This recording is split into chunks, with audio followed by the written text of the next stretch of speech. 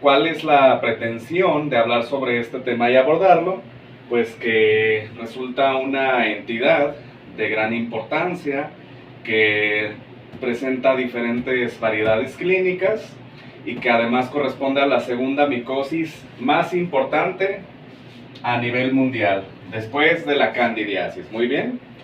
También hay que saber que su distribución es cosmopolita, es decir, no hay predilección o endemicidad con alguna zona geográfica en particular, y por tal en todas las regiones geográficas se está expuesto. Muy bien, ahorita vamos a hablar un poco más de esto. Yéndonos a la etiología, tenemos que el agente causal es el Aspergillus fumigatus. Muy bien, en el 90% de los casos. También está el Aspergillus niger, entre otros. Hay que tener en cuenta que variedades de Aspergillus hay muchísimas, pero los que producen patogenicidad son unos cuantos y bueno, el 90% de los casos, entre los más importantes, está el Aspergillus fumigatus. Muy bien. La transmisión es a través de la inhalación de sus esporas, correcto, y otras vías de entrada eventualmente pueden ser la piel lesionada, la córnea oftálmica y el oído. Muy bien, aunque la presentación típica o la transmisión típica sea a través de la inhalación, correcto. Los fomites pues son el agua contaminada, los suelos, materia inorgánica en descomposición, tomando en cuenta que se trata de un hongo saprófito, ¿correcto? Es un hongo saprófito. Esto quiere decir que se alimenta de materia orgánica en descomposición y por tal los vamos a encontrar en estos fomites. Es un hongo que está en el ambiente generalmente, pero nos infecta y produce patogenicidad cuando tenemos particularmente una inhibición inmunitaria, ¿correcto? Es decir, un inmunocompromiso, ¿correcto? Taxonómicamente hablando, es importante saber que es de la familia de los Trichocomosae, ¿correcto? Ya dijimos que es un hongo saprófito, es un hongo filamentoso, es decir, es un moho. Es un moho que, a diferencia de las levaduras, estos son pluricelulares y crecen en forma de filamentos que forman micelos, y es a través de estas estructuras que se alimentan de los sustratos necesarios, como sabemos. Muy bien. Entonces, característicamente hablando, pues es un saprófito, es un hongo filamentoso, por el hecho de ser un moho, a diferencia de las levaduras, como decíamos. Presenta hifas para su alimentación, que en este caso es el conidióforo. Ahorita vamos a hablar de esto. Y corresponde al filo Ascomycota. Muy bien. ¿Cuál es la particularidad de este filo? Que sus filamentos, en este caso, están tabicados. Muy bien. Presentan divisiones tabicadas, y morfológicamente hablando es una característica de este filo. Muy bien, y que los vamos a ver en el microscopio. Etimológicamente hablando, es importante mencionar que viene Aspergillus esto en función a su morfología, que asemeja a un aspersor de agua bendita. Muy bien. Entonces, es por eso que se le bautizó así, por así decirlo. ¿Correcto? Aquí tenemos una representación de su morfología. Tenemos el conidióforo, como decíamos, que funge en calidad del filamento o de la hifa a través del cual se alimenta, misma por la cual también migran sus conidias o sus esporas, que son pues estas células a través de las cuales se reproduce. Se almacenan en su vesícula, y esta vesícula contiene estas vellosidades que se llaman fiálides. Muy bien. En el microscopio lo vamos a encontrar ya sea en forma de esporas o de conidióforos que quedan libres, ¿correcto? Entonces esto para saber identificar su morfología. Muy bien. Epidemiológicamente, pues ya dijimos que su distribución es cosmopolita, es la segunda micosis más importante, prevalente e incidente a nivel mundial. Hay mayor incidencia en varones, con una proporción de 3:1 sobre las mujeres. Los pacientes de riesgo o de mayor riesgo son aquellos pacientes inmunocomprometidos, todo paciente oncológico, todo paciente medicado con inmunosupresores, todo paciente trasplantado, todo paciente con comorbilidad crónico-degenerativa importante, más aún si la comorbilidad es pulmonar, etcétera, etcétera. Muy bien.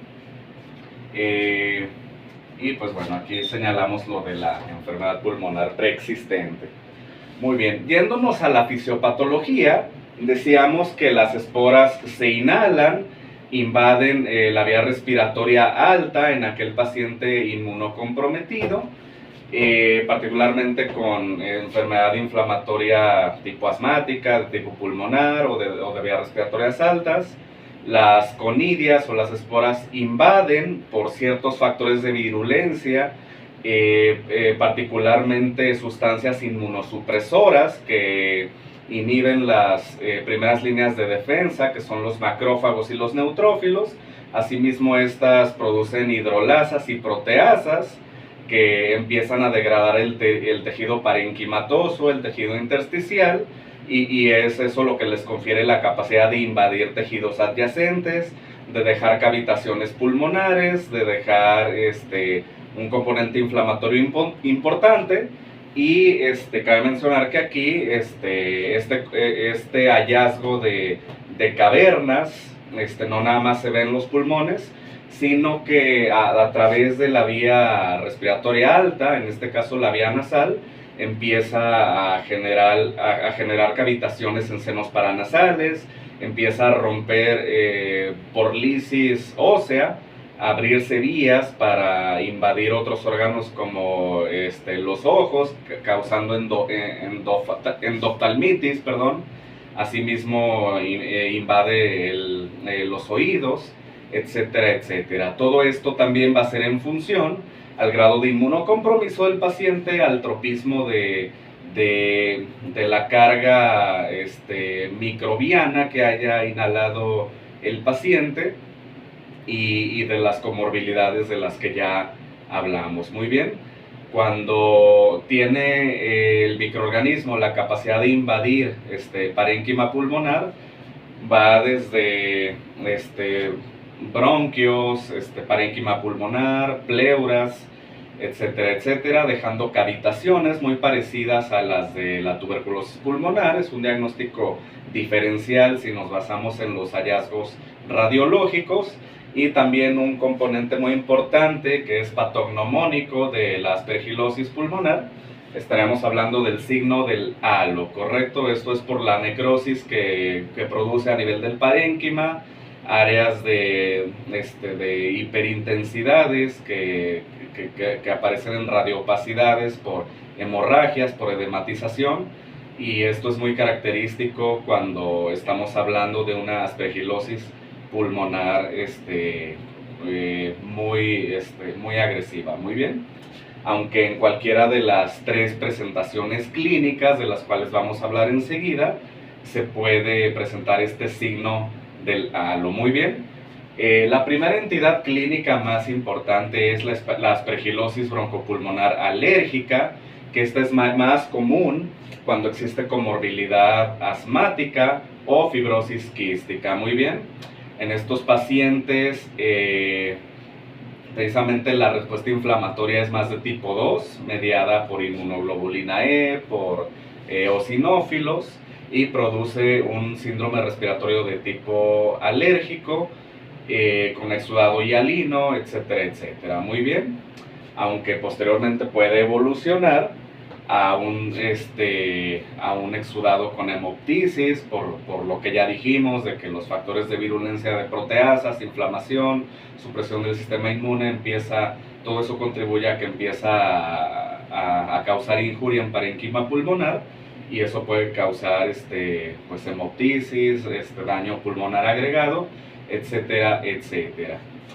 La otra entidad clínica más importante es cuando aparecen los aspergilomas, que son masas fúngicas que se depositan en estas cavernas que hace que hace la misma infección, o que existen de forma preexistente, valga la redundancia, ya sea por un paciente que haya tenido alguna enfermedad pulmonar, muy particularmente la tuberculosis, y aquí se depositan pues estas masas fúngicas en forma de aspergilomas. Muy bien, esto lo corroboramos, digo, el dato sugestivo es radiológico, pero obviamente lo confirmamos con histopatológico. Muy bien. Y la presentación más grave pues es la invasión sistémica. Muy bien, a través de la circulación sistémica. Esto ya es cuando el paciente tiene un inmunocompromiso muy severo, pacientes VIH fase SIDA, pacientes con neoplasias sanguíneas como las leucemias, los linfomas, pacientes con un grado de inmunocompromiso por medicación inmunosupresora muy fuerte, y esta es la de peor pronóstico. Muy bien, tiende a generar compromiso central encefálico, y esto confiere una mortalidad casi del 100%. Muy bien, correcto. Estas son las presentaciones clínicas que se pueden manifestar, y pues bueno, hablando de tratamientos, estamos hablando de un gran espectro de antifúngicos y antimicóticos. En este caso el de primera elección es el voriconazol, correcto, aunque también se puede utilizar la anfotericina B, correcto,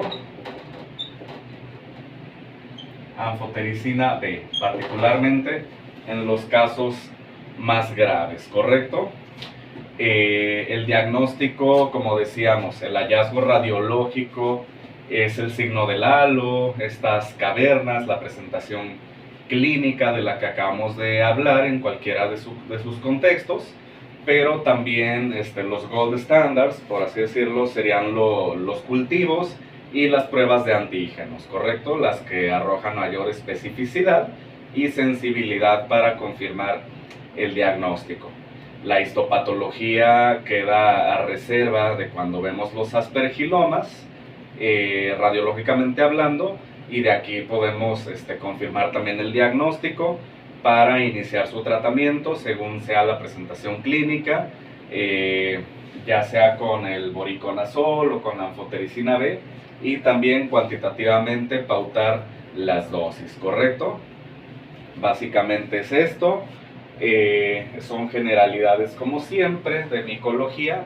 Vamos a continuar con un poco más encaminándonos a infecto en general, a microbiología, generalidades, y como siempre ha sido un gusto. Nos vemos hasta la próxima.